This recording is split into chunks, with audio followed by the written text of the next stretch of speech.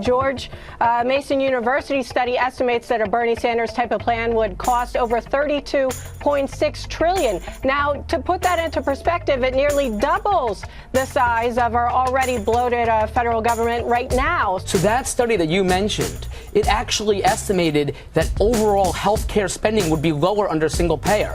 Okay, actually $2 trillion less over 10 years. We have 29 million people uninsured in this country. We have 44 million people who are underinsured, which means they have insurance, but with gaps in the coverage so big it's as if they aren't insured at all. 35% of Americans go without needed care due to cost. I would argue that that is unaffordable. The salaries of doctors in America is higher than everywhere else. How do you reduce that salary to levels of other countries to make this work? Frankly, you could move to a single-payer system in an affordable way and still pay doctors roughly comparable to what they're being paid now. The biggest savings in moving to a single-payer healthcare system is in eliminating, or rather reducing, the enormous amount of waste in our health insurance industry. That's the biggest source of savings. And the second biggest source of savings is, as you said, high pharmaceutical costs. If the hospitals go out of business, the doctors all just no longer work because they're not getting paid below market rates. It says would cut their pay by over 40%. I mean, then where are you going for care if that happens? Many nations have done this.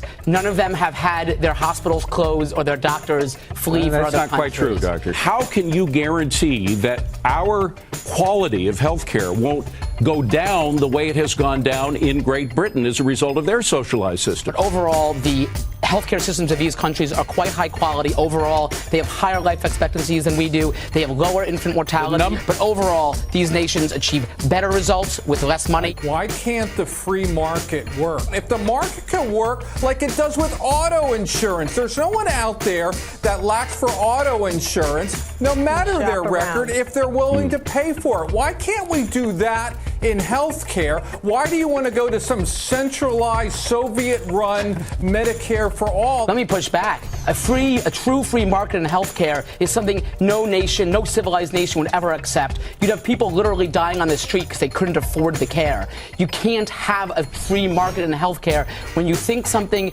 is a right, that's something everybody should have, that people should have health care by virtue of being a human being, then you cannot leave it to the free market. That means that people who can afford it get it and everybody else suffers. We need as a nation to decide that that's not going to be acceptable. Everything you have said on this program so far makes 110% sense to me.